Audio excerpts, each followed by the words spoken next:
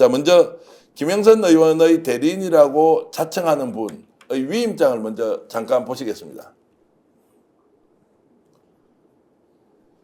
자, 이제 이분이 지금 계속 페이스북에다가 글을 올려요. 왜냐하면 강혜경 잘못되었다. 그리고 심지어 공익제보자 신청을 했던 김태열 소장에 대해서도 노골적으로 지금 반발 또는 비판하는 글을 올리고 있습니다. 노인변호사 저런 위수임 계약서를 보면 자, 김영선을 대신해서 저렇게 행정사가 저렇게 되면 주위에 있는 사람이 자료를 제공해 줘야 됩니까? 저 사람한테? 근데 저게 말이 안 되는 게요. 저 위수임 계약서의 내용을 보면 1조에 국회의원 김영선님의 정치자금법 위반 행위에 관하여 선관위에 조사되고 있는 사건에 관하여 자문상담 및 정치자금 법령 등에 관한 자문응답과 행정기관에 제출하는 서류 작성 및 제출 등에 관한 뭐 일체의 사물의 위임함을 목적으로 한다 이제 이랬잖아요.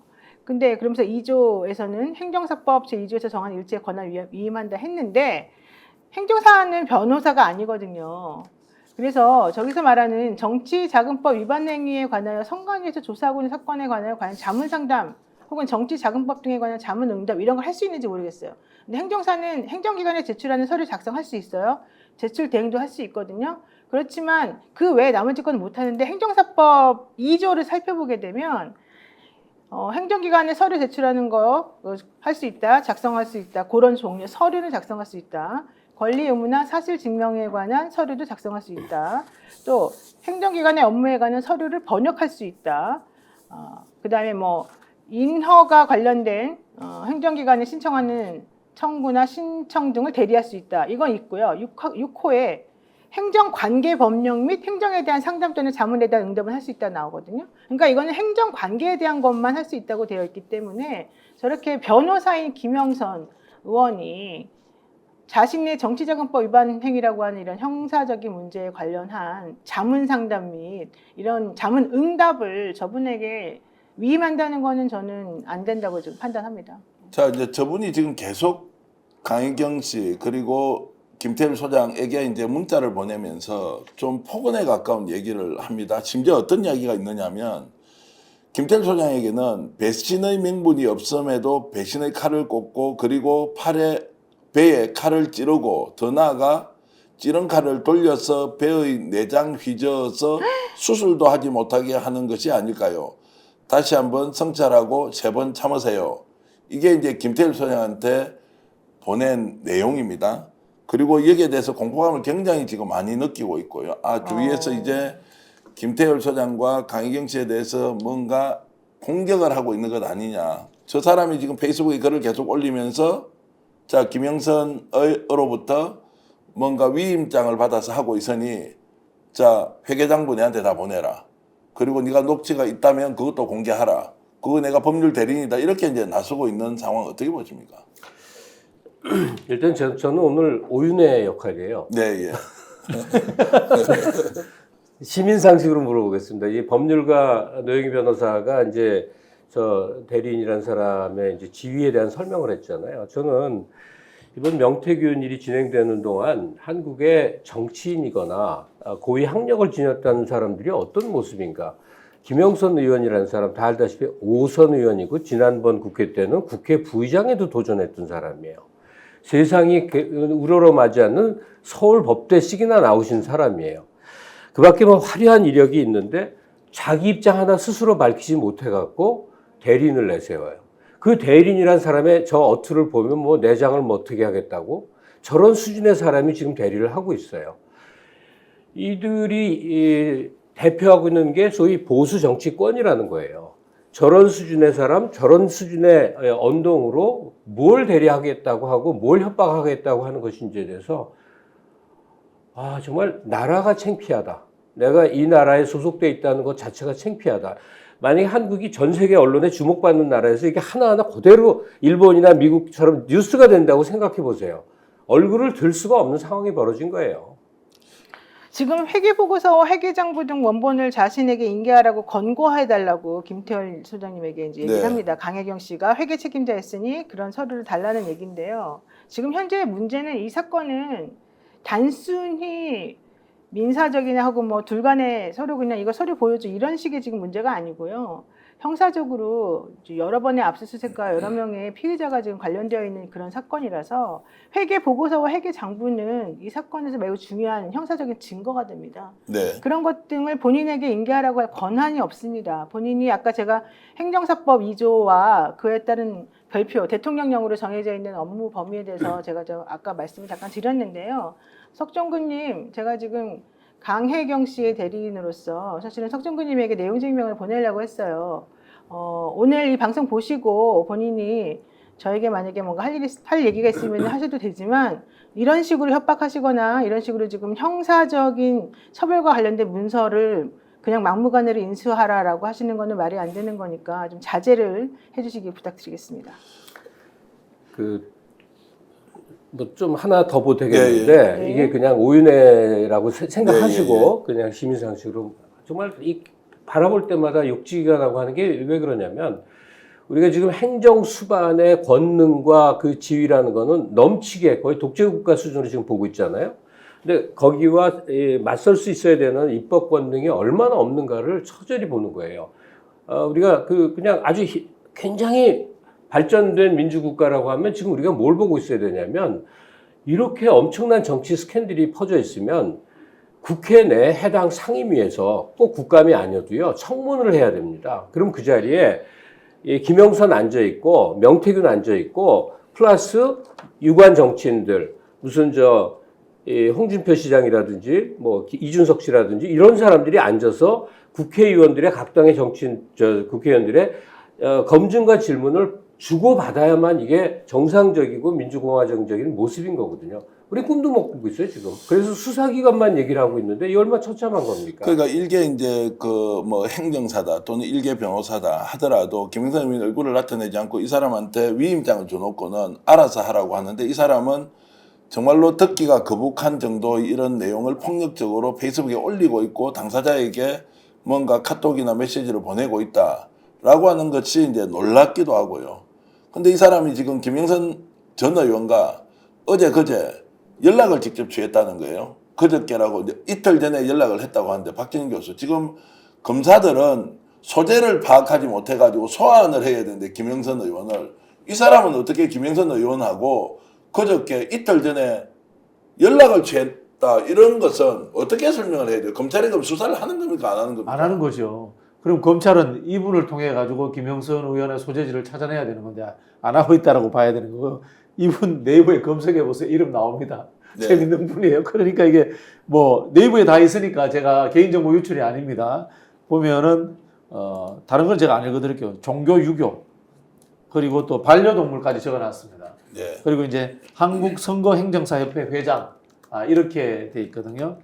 결국 보면은 제가 보기에는 이분이 이제 행정사인데 선거행정사협회라는 것은 선거 관련되는 일을 지원하던 사람들끼리의 모임인 것 같아요. 선관위 공무원 출신이에요. 네, 선관위 공무원 출신이겠죠. 네. 아마 이 모임 제가 이 선거행정사협회라는 것을 최근에 들은 적이 있습니다. 제 아는 분이 선관위 있다가 나가서 여기 또 속해 있다라고 하는데 이분들이 선거행정사무를 도와줘요.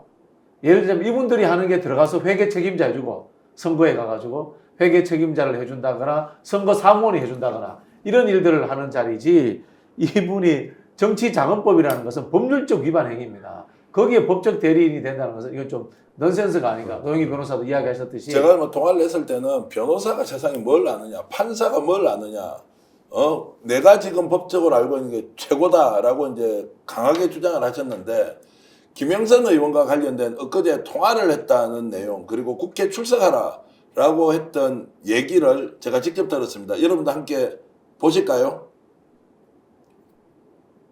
그나고 있는데 그 사람이 왜 안 하는지 제가 이야기 드릴까요? 민주당은 답정해 놔놓고 야 아니면 하라고 굴 거고 국민의힘은 둘이 폐행해갖고 이거 자기 말 안 받아주기라서 그래서 지금 확신이 안 서서 안 한다고 그래요. 내가 그래서 버릇으로 더 나가라. 나는 권하고 있어요. 근데 내 전화도 잘 안 받지만은 우리 전화만 뭐 이야기하면 지금 내가 나가라고 권하고 있고 11월 15일에 내가 나가라고 이야기하고 자료 정리해주고 있어요. 지금 난 나가라고 권하고 있어요. 어렵게 했네. 어렵게 전화가 왔더라고요. 지가 뭐 전에 처박혀 갖고 좀 완전히 머리가 돌아서 7분이나 뒤통수 맞아서 전에 처박혀 있다고 놓았다면서 내가 왜 전화 안 받습니까 국회는? 그리 이야기해서 내가 그래 한 거예요. 자, 이제 요즘 우리 방송 보시는 분들이 좀 괴로움을 호소하시는데요. 경상도 사람들 말귀를 잘 못 알아듣겠다고 해서 커피 자막을 이렇게 만들어서 올렸는데, 자, 일단 김영선 의원하고 이틀 전에 통화했고 국감 나가라 라고 했는데 민주당이 편먹고 있으니까 못 나간다라고 하더라. 그러면 저 이야기 이제 어떻게 이해해야 합니까?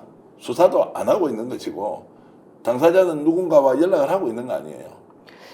뭐 지금 검찰이 얼마나 이분을 소환하려고 공식적인 노력을 했는지는 잘 모르겠지만 사실 이 정도 되면은 영장을 청구해야 되는 거 아닙니까? 체포영장이라든가. 근데 지금 어떤 상태인지 제가 모르니까 이제 함부로 말은 할 수 없는데 본인이 나가서 무슨 말 해봤자 안 들어줄 것 같으니까 안 나간다? 그게 이 대한민국 이 형사사법 체계에서 과연 있을 수 있는 일인지. 만약에 피의자 박진영이 피의자인데 피해자입니다.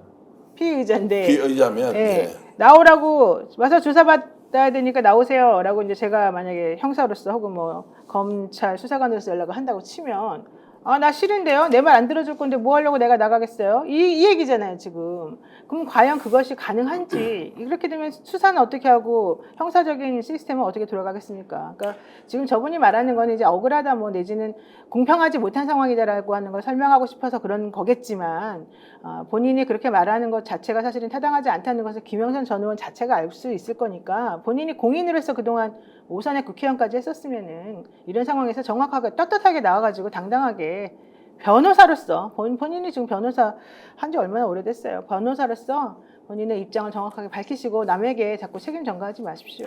제가 말하는 기회가 있을 때마다 하고 또 하는 얘기가 있어요. 익숙해지면 안 된다. 적응하면 안 된다. 이런 말도 안 되는 행태가 우리가 그런가 보다 하고 익숙해지면 정말 큰일 납니다. 뭐냐면 국정감사장이 자기가 원해서 나가고 싶으면 나가고 말고 싶으면 마는 자리예요. 절대 그럴 수 없습니다. 과거에 그럴 수가 없었어요. 공직자들 특히 이 정치 영역에 있거나 공직에 있던 사람들, 퇴직자라도 국감에서 부르는데 뭐 몸이 아파요. 재벌 회장들이 살살 빠져나오고 해서 얘기된 적은 있는데 그땐 굉장히 언론에서 질타하고 큰일이었거든요. 지금은 너나 없이 빠져나가는데 이 정도 사건의 주인공이면서 김영선 씨 뭐 야당에서 뻔한 소리 할 테니까 안 나가겠어. 국회 권능을 이렇게 무시하는 거는 우리 국민들을 그야말로 알로 보고 있다는 얘기 아닙니까? 네, 그리고 저기서 특히 중요한 게 저분이 뭐라고 했냐면 11월 15일에 나간다고 그렇게 얘기하잖아요. 네. 11월 15일이 바로 뭐냐면 우선 이재명 민주당 대표의 그 부인인 김혜경 씨 공직선거법 위반으로 11월 14일 날이 선고일입니다. 그다음에 이재명 대표 공직선거법 위반으로 중앙지방법원에서 11월 15일 날 또 선고가 있습니다. 그리고 위증교사 혐의에 대해서는 11월 25일 날 선고가 있지만 아마도 그래서 11월 14일과 15일을 아마 염두에 두고 저런 식으로 15일 날 나가라고 하라고 뭐 있다는 얘기를 하는 것 같아요. 저것만 보더라도 현실적으로 지금 너무 정치적으로 상황에 대해서 지금 피해가려는 거죠. 제가 대표적인 선관위 해체론자인데요. 지역 선관위에 오래 근무하신 분들은 한국 정치가 지역주의에서 특정 정당 할거가 자리 잡고 있지 않습니까? 그 지역 그 정치인들과 상당히 가깝습니다. 그리고 선관위 직원들이 선거 행정 절차를 하다 보니까 생각보다 정치에 대해서 많이 알아요. 그리고 정치하고 싶어하는 분들도 많고요. 그런 상황에서 저분이 지금 정치적 조언을 하고 있는 역할을 하고 있는 거예요. 네. 지금 조언은 저분이 할 수 있는 위치가 못 근데 되는 거고. 웃기지 않아요? 왜냐하면 김영선 의원 자체가 정치인으로 5선인데 무슨 조언을 또 받아야 돼요? 뭐 김영선 의원이 훌륭하면은 명태균 씨 통해서 공천 받았겠습니까? 그래 훌륭한 분이라고 보기는 어렵고요. 저는 여기서 우리가 꼭 지적해야 될 게 있는데요. 지금 이제 검찰 수사 이야기하니까 명태균 씨의 82회 여론조사, 윤석열, 김건희 개입의 문제, 조작의 문제 이걸 조사하는 줄 알아요. 이걸 아직 시작도 안 했어요. 네. 지금 하고 있는 게 뭔가 하면요. 2022년 6월 달에 있었던 지방선거와 같이 했던 보궐선거에 김영선 의원이 출마했던 거 그것과 그 다음에 월급 이른바 반띵 요거 지금 수사하는 상황이에요. 자 그렇다면 지금 피의자 신분으로서 강혜경 씨 조사받았습니다. 명태균 씨 참고인지 피의자인지 제가 정확하게 모르겠습니다만 조사받았습니다. 근데 지금 김영선 씨만 안 받고 있어요. 김영선 씨가 가장 핵심 인물인데 안 받는다. 왜 안 받느냐? 현재 국민의힘 소속 전직 국회의원이기 때문에 그렇지 않느냐? 그리고 창원지검이 실제로 윤석열 정부에 굉장히 가까운 지검장이 있기 때문에 수사가 더딘 거 아니냐? 이렇게 저희가 의심할 수밖에 없는 거예요. 자, 그래서 이제 저런 분을 내세워놓고 제가 알기로는 용역 계약을 550만 원을 한 것 같고 200만 원은 지급을 했고 아직 300만 원은 주지 않았는데 그 돈을 받기 위해서라도 강희경 씨와 김태일 소장으로부터 자료를 넘겨받아야 한다 이런 이야기에서는 제가 좀 아연실색을 했고요. 이분이 이제 지금 노영희 변호사와 제가 나오는 우리 그 방송을 다 올려놓고 이것에 대해서 유튜브가 왜곡하고 있다 이렇게 했는데 혹시 그 클립이 준비되어 있으면 잠깐 올려봐 주시고요. 페이스북에 그렇게 해서 이제 글을 올려놓고 저와 노영희 변호사를 엄청 비판했어요.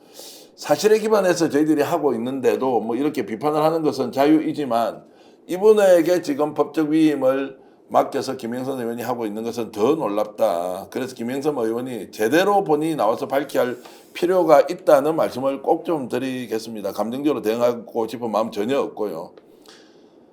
자, 그리고 지금 이제 저희들이 오늘 여러분들께 좀 놀라운 이야기를 하나 해야 하는데요.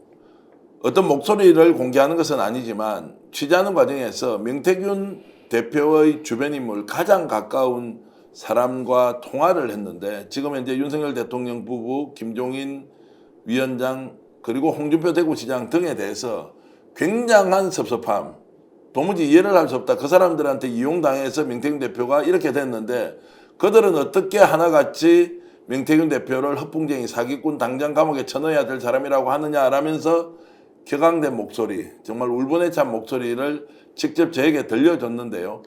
그 전에 홍준표 시장과 그리고 명태균 대표 간에 일종의 페이스북 전쟁을 했던 적이 있는데요. 홍준표 시장이 어떤 말을 했고 또 명태균 대표가 어떻게 답변했는지 먼저 잠깐 한번 보시겠습니다. 자, 이게 이제 지금 최근 한 3, 4주 전에 있는 일인데요. 검찰은 성역 없이 나온 의혹들을 모두 수사하세요 라고 했고 그리고 여권을 뒤흔들고 있다. 선거 브로커가 언젠가 일낼 줄 알았지만 이렇게 파장이 클 줄 예상 못했나요? 연루된 여권 인사들 대부분이 선거 브로커에게 당한 사람입니다. 이렇게 이제 했습니다. 홍 시장님, 검찰이 성역 없이 수사하면 저보다 홍 시장님이 더 위험해질 수 있어요? 라고 이제 했습니다. 이 대목에서 박진영 교수가 법적 책임을 질 각오를 하고 얘기를 하나 해주시죠. 제가 먼저 한번 맞받아 치실래요? 아니 먼저 이야기. 저보고 말을 이야기를 많이 먼저 하지 말라고 이야기하시죠. 하니까 예. 작년에 네. 딱 1년 됐습니다. 명태균 대표의 생일날 네네. 홍 시장이 예. 누군가를 보내서 생일 선물을 명태균 대표의 집 앞에 네. 갖다 놓고 기다리고 있었어요. 아주 깊은 관계네요 그러면. 라는 소문을 내가 들었다. 자, 그러면 홍 시장한테 왜 당신이 구속될지 모른다고 했냐면 작년 명 대표 여름입니다. 명 대표의 생일이. 거기에 누군가를 보냈다. 자, 공무원인지 아닌지는 확인할 수 없다. 홍 시장이 선물을 보냈다는 거예요. 네네. 그러면 어떻게 이제 명 대표가 홍 시장으로부터 대우를 받았느냐? 이거 궁금하지 않습니까? 네. 왜 맞받아 쳐주세요. 제가 이런 이야기하면 법적 책임져야 될지 모르는데. 아직까지는 법적 책임질 게 없습니다. 그래요? 소문이라고 하면 법적 홍 책임질 게 없나? 시장이 자연인 명태균 씨에게 선물 보낼 수는 있죠. 다만 두 사람의 관계가 왜 돈독해졌는가라는 것들의 증거가 나와야죠. 아니 홍 시장이 지금 명태균 사태가 터지니까 자기는 지속적으로 브로커한테 당했다. 나도 당했고 저놈 감옥에 당장 전화를 하는데 당했던 이미 브로커한테 왜 확인된 선물을 내용, 보내요? 근데 홍 시장은. 확인된 내용 하나 더 이야기. 홍 시장과 가장 가까운 사람이 명태균한테 돈을 1억을 빌려주고요. 네. 5천만 원을 받았는지 5천만 원을 못 받았는지 모르겠는데 네. 돈 거래까지 했어요. 그러면은 홍 시장이 여기서 나 명태균 잘 모른다. 그 사람 브로커다. 이렇게 얘기할 수 있어요. 만약에 이재명 대표가 저렇게 했다면 바로 구속인데요. 허위사실 공표로. 적극적으로 홍보 안 하는 건 제 혼자 덮어서라 이렇게 생각이 되는데 저는 이제 홍준표 대구시장의 이중적 태도 어떻게 봐야 됩니까? 근데 진짜 홍 시장님은 어떨 때는 바른 말하는 정말 용감한 사람인 것처럼 나오고 또 어쩔 때는 이상한 상황에서 아부하고 이상한 쪽으로 약간 촉을 좀 세우시는 분이어서 저는 홍 시장에 대해서는 상당히 참 분석할 만한 분이다 이렇게 생각합니다. 근데 그 당시 명태균 씨가 당원 명부 56만 명 그 유출 관련해 가지고 사실 이제 한참 큰 문제가 됐었는데 처음에 보세요. 거짓말하면 어떻게 된다는 거 보여줍니다. 이렇게 했다가 결국에는 자기 캠프에 있던 A씨 그분이 대구시청에 근무한다는 사실까지 알려지니까 곧바로 그 자리에서 사퇴시키고 그 다음부터는 명태균 씨에 대해서 이제 더 이상 공격을 하지 않고 어떠한 반응을 안 보이는 쪽으로 지금 전선을 바꿨더라고요. 그런 걸 보게 되면 홍 시장이 그동안 했던 그 바른 말, 옳은 소리 이런 건 도대체 다 어디서 나온 건지 그분이 생각하는 기준은 뭔지 너무 의심스럽고 또 자기가 작년에 생일 때 지금 명태균 씨는 밖에서 식구들하고 같이 밥을 먹고 있다가 네 생일 선물 가져다 놨으니 와서 받아라 이 말 때문에 또 집에까지 들어갔다는 거잖아요. 네. 그럴 정도로 매우 가까운 사람이었다고 한다면 저런 식으로 이제 와서 저 사람은 브로커다, 대통령이 정치 경험이 없어가지고 그러니 양해해라 이런 말을 사실 할 수가 없는 거고 또 동거래는 왜 했는지 너무 석연치 않습니다. 자, 박 교수가 저는 저 페이스북을 예. 두 개를 해석해 보면요. 서로 뒤통수 쳤다 이런 느낌을 받아요, 사실은. 자, 보세요. 이런 게 이야기. 명태균 씨 이야기는 명부가 당원 명부에서 어디서부터 흘러나왔을까요? 라고 이야기하면서 홍 시장을 지적을 합니다. 근데 홍 시장은 그럼 그 명부를 가지고 윤석열을 도왔네? 라고 이야기를 하는 겁니다. 그러면 이제 추론이 되는 거예요. 우리 그 영화 친구 보면 그런 이야기 나오지 않습니까? 약은 나한테 받아먹고 충성은 딴 데 가서 하느냐 이런 이야기 하는 거 있잖아요. 그거하고 똑같은 상황이에요, 보니까. 자, 그래서 이제 지금 우리말에 왜 암묵적 약속이라는 표현이 있죠. 네. 모여서 이러기로 정하지 않았지만 서로 눈치껏 알아서 하는 암묵적 약속. 이제 그거의 일단이라고 보여지는데 어제 그랬나요? 윤상현 의원이 명태균이가 혁신위원장 인요한 찾아가서 이준석이 외무부 장관 시켜달라고 건의했대네요. 이 말을 해요. 할 이유도 없는데 그 말을 했다는 게 뭐냐 했더니 그 분석이 뭐냐. 모든 시선을 명태균이가 나쁘고 이상한 놈이야. 배경이 좀 이 사람이 불투명하니까 그래서 김종인 위원장도 홍준표도 오세훈도 또 누구도 다 굉장히 이상한 사기꾼이 이 모든 일을 저지른 거지 우리는 몰라. 우리는 당한 거야. 지금 이 방향으로 모든 걸 몰아가고 재밌는 얘기거리를 계속 던져주고 있는 거예요. 자, 저는 오히려 홍 시장은 이야기를 보면은 명태균 씨하고 잘 본인하고 가까웠는데 명태균 씨가 본인을 안 두고 윤석열을 도왔다. 이러면 홍 시장은 뒤통수 맞았기 때문에 억울한 측면이 있는 것 같고요. 저는 이 판에서 제일 얄미운 사람이 김종인 전 비대위원장이에요. 지난 대선을 이렇게 생각을 해보면은 김종인 비대위원장 메시지하고 그다음에 명태균 씨가 했다는 메시지하고 거의 일치합니다. 윤석열 대통령 후보는 연기하는 사람. 나머지 총감독 지휘자는 따로 있다. 이런 이야기를 한단 말이에요. 그 당시로 추론에 들어가 보면요. 윤석열 캠프가 두 개 큰 흐름이 있는 것 같아요. 김건희파. 김건희파의 명태균, 김종인, 이준석, 명태균. 요 사람이 있는 것 같고요. 그 다음에 반대파의 찐윤파. 장제원, 윤한홍, 이철규. 뭐 나머지 분들은 제가 권성동은 별로 실세도 아니었다고 하니까 언급 안 하겠습니다만은 이 사람들이 권력 투쟁이 있었잖아요. 실제로 윤한홍이 2021년 9월 달에 명태균 멀리해야 된다 이야기를 합니다. 그렇지 않습니까? 그 뒤에 1년 후에 또 명태균 씨가 복수를 합니다. 무슨 복수를 하느냐? 윤한홍이 경남지사 나가는 데 대해서 다른 후보를 데리고 옴으로 인해서 윤한홍이 못 나가는 상황을 또 만들어내요. 네. 그 모든 것이 사실이라면 이 권력 투쟁이 계속해서 흘러나옵니다. 근데 그 중에서 지금 이준석 대표는 명태균 씨에 대해서 이야기를 안 해요. 안 합니다. 김건희 여사도 명태균 씨에 대해서 이야기를 안 해요. 제일 명태균 씨를 뼈아프게 버린 사람은 제가 보기에는 김종인 비대위원장인 것 같아요. 자, 김종인 비대위원장 좀 이따 이야기하고 이제 홍준표 시장이 굉장히 반발할 가능성이 있는데요. 나 선물 보낸 적 없다 이러면 이제 입증을 할 수 없잖아요. 혹시 이럴 수는 있습니까? 광역자치단체가 많이 알고 계시니까. 아니 명태균 씨가 지난번에 주진우 라이브에서 예. 주진우 방송에서 직접 얘기를 했대요. 예, 홍 시장한테 선물 받았다고. 예, 홍 시장 선물 받았다. 네. 자, 그러면 혹시 시장 정도 되면 나 몰래 직원이 알아서 시장하고 가까우니까 선물 갖다 주고 이럴 수가 있습니까? 집 앞에까지 직접 갖다 주는 선물은 시장의 사인이 없으면 불가능한 거 아닌가요? 아니 갖다 줄 수 있죠. 갖다 줄 근데 수도 있다. 공무원을 왜 그런 사적인 일에 시켜요? 그것도 확인할 수 없습니다. 어. 확인할 수 없는 게 예를 들자면은 광역단체장들 선물이 여러 가지가 있습니다. 첫 번째는 지자체에서 직접 그 금액을 가지고 주는 선물이 있을 수 있고요. 그다음에 개인의 입장에서 본인의 지인들이라든가 정치적으로 도움 준 사람들에게 따로 주는 선물이 있을 수 있고 그런 부분들이 있는데 그걸 가지고 우리가 이제 뭐 대구시청을 압수수색해서 자료를 찾아온다거나 이건 현실적으로 제가 보기엔 불가능할 거라고 보고 요것은 홍 시장과 명태균 씨가 얼마나 가까운 사이인가를 증명하는 하나의 증거다라고 이렇게 보시면 될 것 같아요. 자, 법률적인 의미는 제가 보기엔 그래놓고 없을 것 같아요. 정광석화처럼 자르는군요. 네? 그래놓고 전광석화처럼 잘라. 그렇죠. 아니 네. 그래야지 법이 안 걸리거든. 자, 그래서 여기에 이제 제 관점을 하나 말씀드리겠습니다. 홍 시장이 왜 작년도 명태균 대표의 생일에 맞춰서 선물을 갖다 줬느냐. 관계를 유지하고 싶었겠죠. 그 전에 오히려 윤석열 대통령이 되는 과정을 너무나 많이 봤지 않습니까? 본인이 아마 대구 수성을에 보궐선거로 무소속 나와서 당선된 적이 있었습니다. 그러면 명태균 대표 미래한국연구소와 지속적인 관계가 있었겠죠.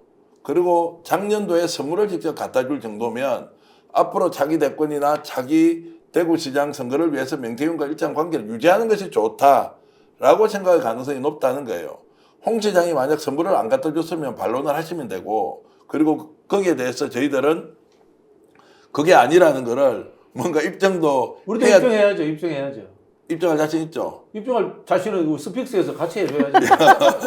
노영희 변호사를 선임해서 해주시면 네, 되죠. 제가 해줄게요. 네. 자, 그러면서 여기서 내가 추론을 두 가지를 해볼게요. 홍준표 시장은 대선이 지난 이후에 김건희 씨와 명태균 씨가 가깝다는 것을 알았을 수 있습니다. 그렇지 않습니까? 직접적으로 알았을 거예요. 두 번째, 김진태, 박완수 등 광역단체장들 모임을 굉장히 자주 합니다. 특히 정당이 같은 광역단체장들은 최소한 한 달에 한 번 정도씩 모여요. 예산 문제라든가 이런 것들 때문에. 그 과정에서 홍준표 시장이 훨씬 선배 아닙니까? 김진태 도지사 보고 또는 박완수 도지사 보고, 야, 너는 내 생각에는 그때 보니까 도지사 도저히 될 가능성이 없는데 어떻게 되냐? 제주도 좋아? 뭐 이런 이야기 했을 수도 있고, 그러면 두 분이 사석에서 이야기하다가 이러이러 해가지고 명태균 씨라는 분이 역할을 해줬습니다. 아, 그래? 뭐 이렇게 해서 또 명태균이 세구나 이런 식으로 또 관계를 계속 했을 수도 있고, 뭐 다양한 추론은 가능하죠. 근데 지금 사실관계 얼개는 상당히 많이 밝혀졌으나 그 과정에서 무엇가 중요한 역할을 했지 생각을 해보면요.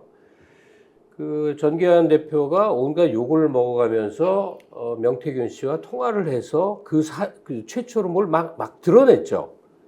그 다음에 주진우 기자가 찾아가서 장시간 녹취를 해서 또 드러낸 게 있죠. 네. 최근 요 며칠간은 장윤선 기자가 또 많은 걸 드러낸 게 있죠. 다 뭐냐? 명태균으로 하여금 직접 말하게 하는 거예요. 그러니까 초기에 모두가 의혹을 품었을 때는 자기 변명을 왜 들어주냐? 명태균 말하게 하면 곤란해라는 건데, 지금 명태균 씨 입을 통해서 나오면 나올수록 여권에 연관된 사람들의 여러 행태에 대한 진실의 일단이 계속 터져나오고 있어요. 100% 믿는 건 아닐 거예요. 왜냐하면 명태균 씨도 굉장히 이상한 행태를 보였으니까. 그러나 그로하여금 입을 열게 하는 행위는 굉장히 소중하구나. 머지않은 시점에 이 사람은 이제 검찰 수사 구속이 될 것 같아요. 그 다음엔 뭐냐? 그냥 바로 용산의 지침하에 입 닫게 만드는 일이 되겠죠. 자, 입을 닫게 할 수 있을지 없을지 오늘 저희들 마지막 부분에 검찰 수사와 관련된 최초 단독 보도해드릴 건데요. 막을 수 있을지 없을지 잘 모릅니다. 근데 그건 좀 이따 따져보기로 하고요. 자, 김종인 위원장 이야기를 조금 더 하면 박정인 교수. 네. 제가 들었던 분에게 이런 이제 말을 제가 이제 직접 들었는데요. 김종인 위원장은 홍 시장보다 더하다. 뭐가 더하다는 거죠? 한두 번 만난 사이가 아니고 이런 새벽에도 명태균 대표가 직접 전화까지 했다는 거예요. 그러면서 어떤 상황에 대해서 교류를 하고 의견을 주고받았다라고 할 정도로 했는데, 어떻게 서울에 있는 사람이 김정인 위원장 같은 정도의 위치에서 이렇게 명태균을 깔가 뭉개뜨릴 수 있느냐, 이런 이야기를 했다는. 인간적인 배신감은 느낄 수 있는데요. 김종인 위원장은 법률적인 문제가 될 만한 행위들이 네. 두 사람 사이에 만들어지지 않았다라는 자신감이 있겠죠. 네. 그러니까 저렇게 쉽게 부정한다라는 생각이 들고, 제가 서울시장 보궐선거 때 오세훈 후보를 만들었다는 이야기에 그때부터 제가 의심을 했습니다. 이거 뭐 선수가 끼었다. 단일화 관련 여론조사를 잘하는 선수가 끼었다라는 이야기를 했는데, 제가 추론했던 것들을 그대로 명태균 씨가 이야기하더라고요. 네. 제가 봤을 때는 이 거대 정당과 군소후보 단일화 과정에서 이루어질 때 전략이 있어요. 그걸 명태균 씨가 정확하게 이야기를 했고, 저는 그 당시에 오세훈이 되는 과정이 안철수와 단일화하는 과정이 그대로 적용됐다고 봐요. 그 당시 비대위원장이 김종인 비대위원장이거든요. 분명히 저는 김종인 비대위원장이 명태균 씨와 만났을 거고, 명태균 씨의 의견 중에 일부를 수용했을 가능성이 있다라고 저는 가정을 하거든요. 분명히 그런 상황이 있었고, 그 다음에 대선 와중에서 김건희 씨파가 이른바 이 찐윤 극우로 가는 사람들이 아닌 중도적이고 합리적인 사람들을 끌어들여야 선거에 이긴다라는 이야기를 하지 않습니까? 거기에 명태균 씨도 의견을 같이 하고 이준석과 가까워지고, 거기에 김종인 씨가 가세하지 않습니까? 그 과정에도 명태균 씨 이야기가 수없이 나왔잖아요. 충분히 깊은 관계가 있고 정치적 동지 관계가 있었어요. 근데 부정하고 있는 거예요. 제일 섭섭할 거라고 봅니다. 매우 섭섭해 하더라고요. 그래서 이제 배모 씨 1억 2천만 원 현금으로 건넨 사람은 두 번이나 올라가서 김정인 위원장을 만나요. 그것은 이제 공익 제보 신청을 했던 김태열 소장. 실제로 명태균 대표도 여기에 대해서 페이스북에 올린 적이 있습니다. 2022년 3월 15일 김영선, 그 다음에 경희궁의 아침, 광화문, 그때 누가 갔는지 뭐 이런 이야기를 해서 페이스북에 올린 적이 있는데 김정인 위원장에 대한 섭섭함이 굉장히 크더라. 이제 이 말씀까지 드리면서 결국 지역에 있는 출마 예정자들한테 돈 받아가지고 서울에 있는 사람들한테 다 갖다 바쳤는데 지금 너희들이 나를 이렇게 짓밟고 죽여. 대통령 부부는 물론이고 김정인 위원장, 홍 시장 장례 선물까지 갖다 주고 이렇게 나한테 할 수 있어? 라는 게 폭발 직전이다 지금. 이제 이런 이야기를 듣고 있습니다. 제가 봤을 때는 지금 명태균 씨는 좀 코너에 좀 몰려 있는 상황일 것 같아요. 왜냐하면 그 강혜경 씨라든가 뭐 아까 말한 배 씨, 뭐 이 씨, 그리고 김태열 소장까지 다 지금 검찰이 엄청나게 촘참하게 지금 수사를 다 했어요. 네. 그래서 지금 남은 사람이 명태균과 김영선 두 분이에요. 근데 지금 김영선 의원은 요리조리 피해 돌아다니면서 사실 뭐 어디 있는지 모른다고 지금 검찰이 말하고 있으니 다음 타겟은 혹은 다음에 불러서 확인할 사람은 명태균 씨밖에 지금 없지 않습니까? 그래서 우리가 이제 알기로는 다음 주에 명태균 씨를 부를 거다라고 좀 얘기를 하는데 명태균 씨가 그동안 했던 행동들을 살펴보게 되면 자기는 안 부르거나 불러도 본인에 대해서는 뭐 영장을 치거나 내지는 어떤 강제적인 행동을 하지 않을 거라고 믿었던 것 같아요.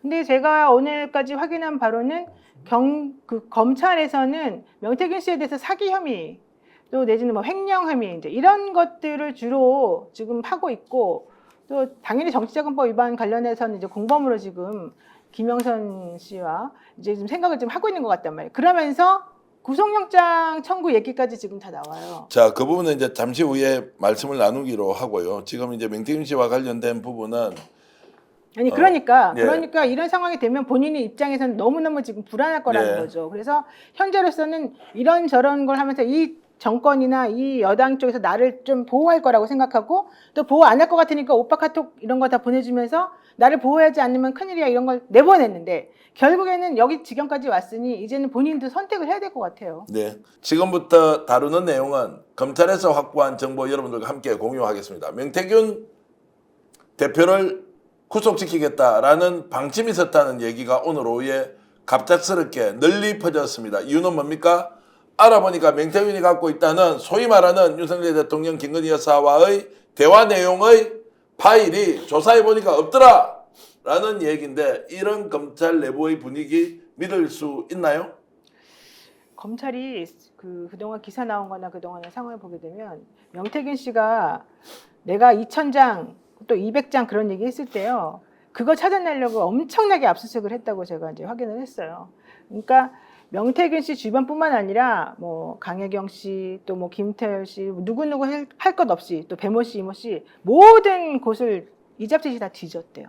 그런데 아무것도 안 나왔다는 거예요. 그러니까 검찰 입장에서는 뭐 이 정도면 얘가 허풍을 치는 거지 더 이상 뭐 아무것도 없겠지라고 좀 안심을 할 수 있는 상황이 아니었나 생각이 들고 검찰이 그 이후에 엄청나게 관계자들을 불러가지고 수사를 다 했어요. 특히 강혜경 씨 같은 경우는 법사위 이후 지금 3번이나 지금 법사위 한 지 얼마 안 됐잖아요. 오늘까지 3번이나 지금 검찰 조사를 받으면서 그동안에 검찰이 압수수색해가지고 받아놓은 자료들에 대해서 전부 다 정리를 해줬다고 지금 그래요. 제가 이제 오기 전에 확인을 해보니까.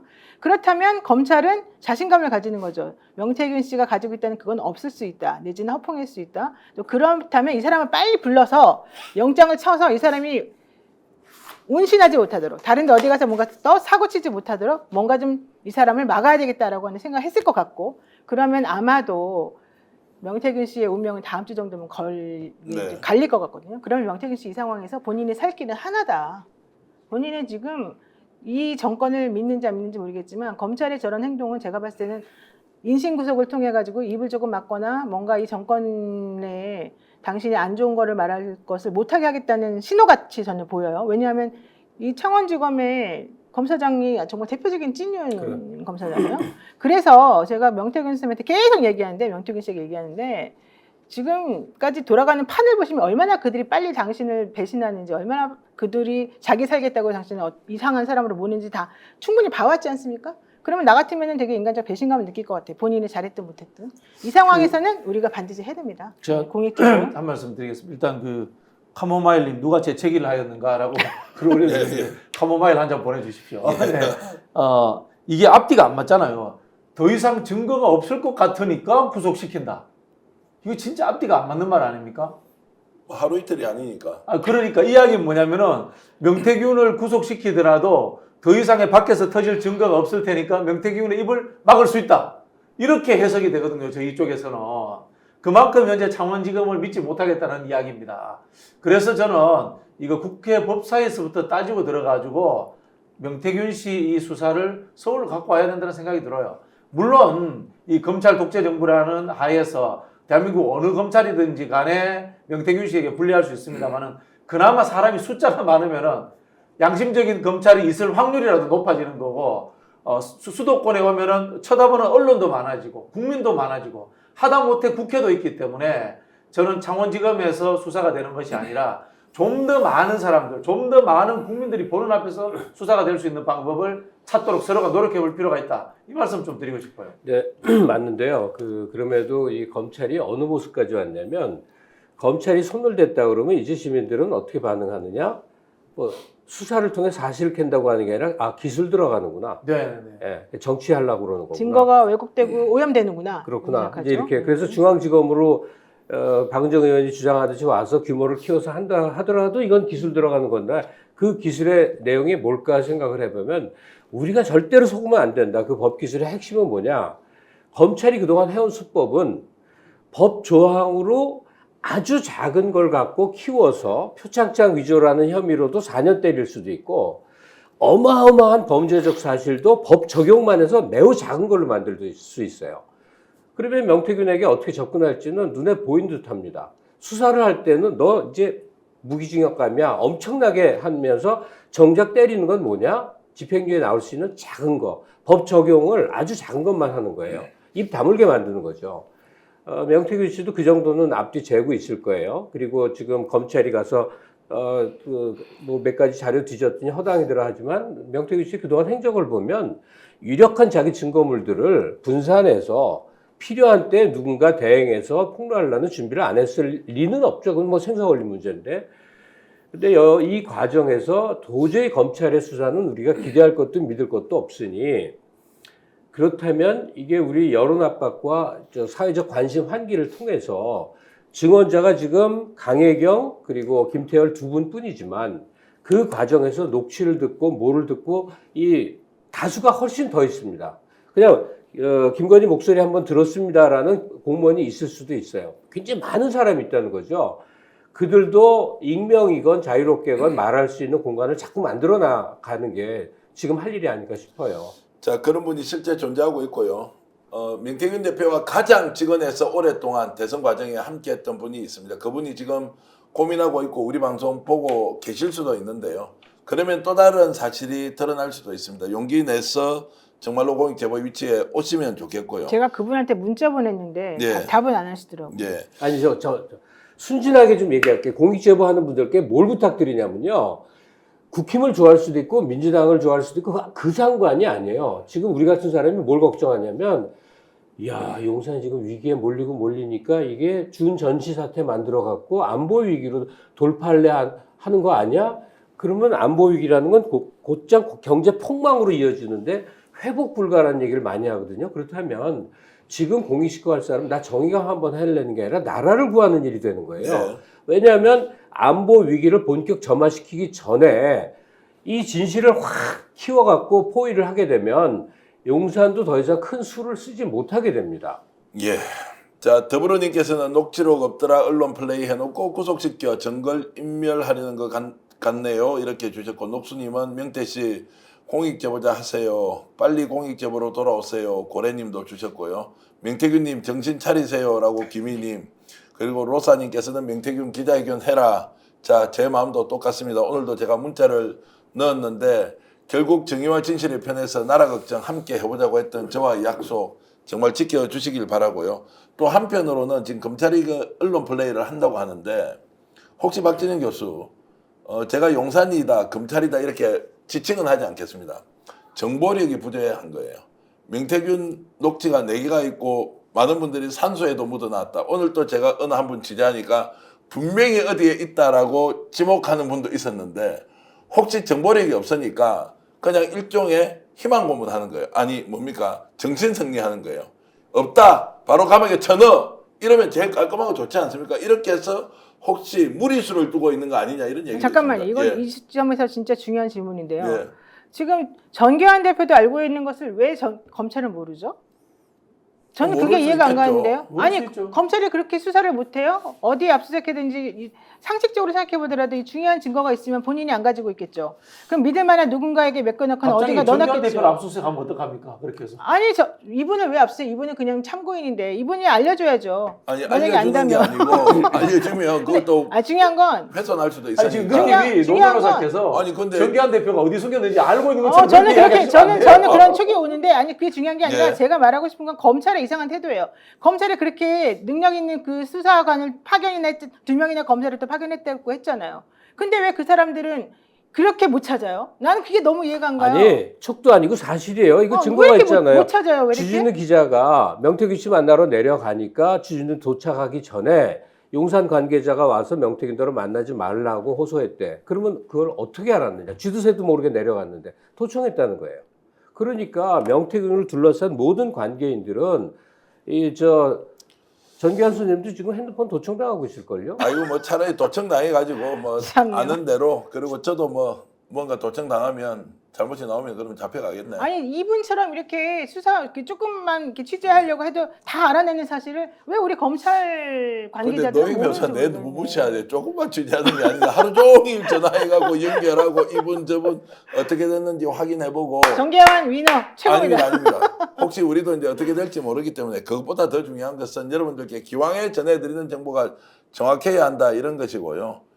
정말로 홍 시장 건이나 이렇게 김정인 위원장 판단하면 건이나 두 가지 정도가 되는데 첫 번째는 대통령실이든 아니면 이 검찰 수뇌부든 녹취가 두려운 거예요 요즘. 그리고 명태균 씨가 본인을 만났다 어디 누가 그 특정인이 또 파견돼서 본인을 만나러 왔다 이런 일을 또 흘릴 수 있단 말이에요. 그런 부분에서 실제로 윗선에서부터 쉽게 움직이기 어려울 것이다 라는 생각이 들고요. 또 한편으로는 조직 내부의 문제인데 조직에 대통령 인사권이 직접 닿는 사람들 이런 사람들은 열성적으로 움직일 수 있어요. 그러나 하위직 검사들이라든가 수사관들 이런 분들은 여기에 대해서 언론 보면 다 분위기 파악 다 됐을 거 아닙니까? 여기에서 본인이 적극적으로 일을 해가지고 이 정부와 같은 정치적 호흡을 같이 하면서 여기에 목숨 걸고 파헤쳐야 될 이유가 있을까요? 저는 그런 부분은 아닐 거라고 봐요. 그거 제가 증언해 줄게요. 어디 상가를 갔는데 최근에 이재명 수사하던 젊은 검사가 그 상가집에 있어서 마주 앉았는데 떡 하는 소리가 뭔지 아세요? 저 김건희 특검하면 특검 합류하고 싶어요. 너무 웃기지 않아요? 그렇다고. 아이고. 제가 귀로 들은 거예요. 근데 누군지 밝히지 못하겠는데, 그러니까 검찰들이 사악한 건 맞는데 자기 이익에 따라 언제든지 변신이 되기 때문에 100% 믿지는 못하는데 다만 명태균과 관련해서는 지금 꼭 검찰이 아니라 정보기관도 있지 않습니까? 모든 정황이 하나하나 다 지금 확보되고 있다고 봐야죠. 많은 분들이 지금 파묘 얘기를 해주시는데 그게 이제 명태균 씨가 자기가 뭐 아버지 무덤에 묻었다 이제 이 말 때문이거든요. 그리고 사실 우리 조상의 묘를 함부로 우리가 이제 파지 못하는 게 정서이기도 하고 여러 가지 이제 상황인데 파묘가 꼭 필요한 상황이라 그러면은 법원을 통해 가지고 영장 받아서 할 수도 있어요. 근데 지금 저는 솔직히 명태균 씨가 정말로 뭐 무덤에다 묻었다고 생각하지는 않는데 검찰이 전 할 수 있는데 지금 이거는 안 찾는 거나 마찬가지라고 저는 솔직히 생각해요. 자 어디에 맡겨놨다는 이야기 어디라는 것까지 들었습니다. 그게 있는지 없는지 봐봐, 저도 맞지 확인해야 않아요. 되기 때문에 자 그래서 지금 현재 명태균 대표가 어디에 있느냐 지금 이 시간에 창원 시내에 있습니다. 본인이 지금 중대한 결심을 하기 위해서 정말로 고뇌에 찬 생각을 하고 있죠. 검찰과 전면전을 할 것이냐, 윤석열, 김건희 여사 문제를 다 깔 거냐 말 거냐 이제 몰려서 뭔가 선택을 할 겁니다. 선택을 하고 있기 때문에 고민의 시간이 길어지는 것이고 그런 면에서 저는 기왕에 일 터진 거 법은 법이고 진실은 진실이다. 공익제보하자 명태균 대표. 그냥 한번 해봅시다. 정말로 누구를 믿느냐, 국민을 믿고 한번 해볼 수 있는 거 아니냐라는 진심이 느껴진다면 오늘 제가 취재하면서 여러 차례 말씀을 좀 전언을 요청드렸지만 정말로 그렇게 해서 진실 밝히자. 그리고 11월 1일 이번 금요일이죠. 정말로 국회에 혹시 나오는 일 생길 수도 있지 않습니까? 아니면 국회에서 기자회견 할 수도 있지 않습니까? 죄는 죄고 진실은 진실이다. 이런 말씀을 좀 드리고 싶은 거죠. 네, 맞습니다. 저 보탤게요. 명태균 씨를 만난다면 이렇게 얘기를 하고 싶어요. 사악하고 간특한 정치 브로커로 남고 싶느냐? 윤석열 시대를 증언하는 증언자이자 종결자로 남느냐? 그건 인생의 선택이에요. 본인이 깊은 생각이 있겠죠. 이 사람 가벼운 사람, 장난스러운 사람 아니에요. 정말로 애원하다시피 당신이 만든 윤석열 정권 2년 반을 통해서 나라가 누란의 위기에 있는데 그 모든 것에 대해서 당신이 할 수 있는 단 하나의 역할이라면 증언자가 되는 거다. 뭘 보태고 뭐 야당에 유리하게 그러는 거 하나도 바라지 않는다. 사실관계 중에서 민감한 것들을 대중 앞에, 기자 앞에서건 국회에서건 증언을 해라. 그 다음에 당신이 어떤 처벌을 받든 아마 시민들이 응원할 것이고 그 후의 인생은 대단히 떳떳할 것이다. 지금 이제 명태균 주변에 있는 아주 가까운 분의 말씀은 가족들은 집 바깥에 아예 나갈 수가 없습니다. 그렇죠. 애들도 학교를 다니는데 아버지가 누군지 성이 특이하잖아요. 그렇죠. 그렇게 해서 또 막내딸 이름은 공개까지 되어버렸어요. 어떻게 학교 생활이 정상적으로 이루어지겠습니까? 정말로 외부 출입이 불가능하고요. 장인 장모님은 지금 신경과 정신과 약 드시면서 바깥에 외출하고 산책하기를 그렇게 좋아했던 분인데 온 동네에서 저 집이 바로 명태균 집이다 라면서 엄청난 고통을 받고 있다는 얘기 주변에서 들었습니다. 이렇게 살아야 됩니까? 진실 이야기하면 되는 거 아닌가요? 그리고 명태균 대표를 저렇게 만들어놨던 사람들, 대통령 부부 아닙니까? 김정인 위원장 아니에요? 홍준표 시장 하는 거 보십시오. 선물 갖다 주고 그러고 나서 감옥에 당장 쳐넣으라고 하는 그 내용을 명태균 대표가 미리 모르고 그 일을 저질렀지만 지금이라도 그 사람들이 정말로 책임을 져야 하는지, 명 대표가 책임을 져야 하는지, 아니면 그 돈 갖다 준 사람들이 책임을 져야 하는 것인지, 강희경 씨나 김태엽 소장이 책임을 져야 하는 것인지 창원 시민 여러분들이 한번 대답해 보십시오. 이런 말씀을 좀 박교수 드리고 싶어요. 갑자기 왜 그 이야기를 저한테 하십니까? 아니 그러니까 지금 내가 답답해서 지금 네네네. 이 문제의 본질은 범죄는 범죄고 진실은 진실인데 네. 명 대표가 구석에 몰려서 신용카드 금방 한 장 우리 못 쓰는 김갑수 선생님이 말씀하신 것처럼 우리 명태균 씨가 처한 위치는 사실 이중적인 위치예요. 이중적인 위치라는 것이 윤석열 대통령을 만들고 그 과정에서 어떤 이 조작의 가능성도 있고 그다음에 국정농단의 개입의 가능성도 존재하고 있습니다. 그러나 개인적으로는 현재 국가 권력을 잡고 있는 절대 악에 의해서 궁지로 내몰리는 한 마리 작은 양일 수도 있습니다. 그래서 국민들의 시선이 중요합니다. 법이라는 것도 결국은 사람의 양심의 눈으로 봐야 되는 것 아니겠습니까? 그런 측면에서 명태균 씨가 이른바 양두구육했던 과거에 대해서 본인이 반성하고 그리고 본인의 잘못을 털어놓는다면 사죄를 하고 한다면 그때부터는 양심적인 제보자의 입장으로서 국민들의 시선이 바뀌어 주는 겁니다. 이것은 결국은 명태균 씨의 사명의식과 소명에서 저는 바뀔 수 있다 이런 생각이 듭니다. 노변은 어떻게 보세요? 지금 명태균 대표가 그래도 가능성이 있다 마지막까지 고민을 하면서 공익제보의 위치에서 뭔가 국민들에게 진실을 알린다라고 우리가 기대할 수는 있습니까?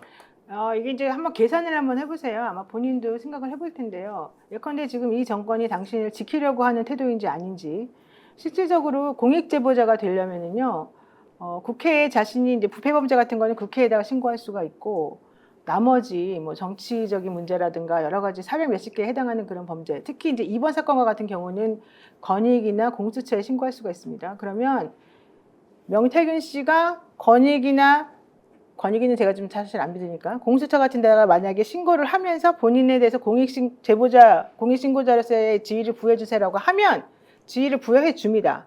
그리고 이 사건의 진실을 파헤치기 위해서 본인이 얼마나 잘 노력하느냐에 따라서 나중에 정말로 문제가 돼가지고 기소가 된다 하더라도 거기에 상응하는 어떤 정상 참작이 가능해지는 거거든요. 그러면 본인이 지금 현재 그렇게 해서 본인에게 떨어지는 그런 상황과 그렇지 않고 끝까지 버티고 내가 나를 지켜줄 거라고 믿음을 가지고 있는 저분들과 뭔가 딜을 할 생각을 하고 있는 거. 이 두 가지를 한번 비교해 보시면 저는 답이 나온다고 생각해요. 네. 지금 강혜경 씨는 제가 봤을 때는 아주 현명한 판단을 하신 거거든요. 그분을 보시고 오히려 좀 떳떳하게 사시는 게 좋지 않겠습니까? 제가 아주 가까운 분한테 들었던 이야기 그대로 하겠습니다. 지금까지 윤석열 대통령 부부, 김종인 위원장, 그리고 이준석 대표, 홍준표 시장에 대해서 저렇게 궁지에 몰려 있어도 단 한 번도 가까운 사람들에게 욕을 하지 않더랍니다. 그리고 제가 지금까지 수없이 많은 녹취록을 보고 여러분들 함께 공유했던 것, 언론들이 함께 이렇게 국민들에게 알렸던 거 있지 않습니까? 거기에 보면 명태균 대표가 단 한 번도 강희경 씨를 하대하는 경우가 없어요. 직원임에도 불구하고 하대하거나 정말로 윽박지르거나 단 한 사람 있었죠. 김영선. 얼마나 김영선이 악독하게 했으면 공짜로 공천 받았죠. 선거 비용 한 푼도 안 냈죠. 자, 그런 과정에서 김영선 하는 거 보고는 그렇게 윽박을 질렀지만 그 외에 다른 어떤 인물에게도 욕하는 사람이 아니었다. 이것은 제가 명태균 대표에게 잘 보이기 위해서 하는 것이 아니라 최초에 이 사람이 생각했던 것은 선의로 했을 것이다. 좋은 나라 만들어야 된다. 문재인 정부 아니고 정권 교체해야 된다. 라는 것으로 출발했을 거라는 거예요. 그런데 지금 어떻게 됐습니까? 본인이 가장 큰 피해를 보고 있는 거 아니냐. 이걸 제가 좀 제3자의 관점에서 얘기를 좀 해주고 싶은 거예요. 그리고요, 거기다 또 못해서 이 동티가 왜 났는가를 한번 생각해 볼 필요가 있는데, 김건희 씨가 이명수 기자랑 장시간 통화할 때 무슨 얘기 했냐면, 미투 사건을 예를 들면서, 보수는 대가를 확실히 줘서 아무 사고 안 나는데, 진보는 날로 먹을래다가 사고 터진다 그 말 했잖아요. 근데 이 부분은 정반대였던 거예요. 아니 생각해보세요. 여론조사 81회 시켜먹고 여러 가지 도움을 다 받았는데 명태균이한테 돈을 지급했으면 아무 일 없었을 뻔한 일인데 너 저 밑에 그 아랫단 출마 예정자들에게 돈 뜯어먹어서 채워라 이거 아닙니까? 심지어는 뭐 자기가 만든 국회의원의 세비를 반띵해서 먹고 살게 하고 그뿐이 아니에요. 김종인 씨가 명태균 씨가 얼마나 유착됐는지는 앞으로 나오겠지만 지금 나온 얘기만으로 해도 엄청나게 많아요. 아침마다 뭐 모닝콜이었다며요. 그거 사실은 측근이든 뭐든 다 비용이 들어갈 일인데 그냥 막 써먹은 거예요. 홍준표 말할 것도 없고 이런 관계들 속에 명태균 씨는 대단히 억울할 겁니다. 비용을 그러니까 대가를 못 받고 이용만 당한 꼴 아니에요? 이게 무슨 저 사악한 짓이냔 말이에요. 자, 많은 분들이 공익 제보 좀 해달라. 돈 때문에 생긴 일이다. 명태균 씨의 큰 용기 주시면 대한민국 국민으로서 감사하겠습니다. 지현숙님, 모나리님, 그리고 박진형님도 계십니다. 박진형님도. 자, 준석이도 수사하자. 김영희님 이런 말씀 주셨는데요. 자, 딘동별이님, 우님, 플라워스님 모두 고맙습니다. 김희님도 감사드리고요. 오늘 역전용사들 어떻게 보셨습니까? 명태균 씨가 정말로 공익제보자로 나오면 좋겠습니다. 진심입니다. 그리고 국민들은 명태균이 지은 죄는 죄고 그리고 국민들에게 알려야 할 내용은 내용으로 분리해서 이해했으면 좋겠다는 생각인데요. 지금까지 박진영 교수, 김갑수 평론가님 그리고 노영희 변호사 함께 했는데 다 함께 그래도 오늘은 특별히 명태균을 위해서 역전에 하면 용사들 한번 외쳐서 제가 욕 혼자 많이 듣겠습니다. 그러나 명태균이 공개적으로 국민 앞에서 국회에서 정말로 진실을 밝혀주길 바라고 오늘 저와 함께 취재했던 분들도 제 마음 진심을 아신다면 명태균 대표에게 전해주시기 바랍니다. 오늘 이 역전의 용사들은 명태균의 공익 제보를 위해서 제가 외치겠습니다. 역전에 하면 다 같이 용사들 해주시면 고맙겠습니다. 역전의 용사들! 스픽스는 말하는 언론입니다. 대세는 유튜브, 그중에서 스픽스. 좋아요, 댓글, 구독, 알림 설정. 여러분이 저희를 사랑해 주시고 우리가 여러분을 사랑하는 4가지 방법입니다.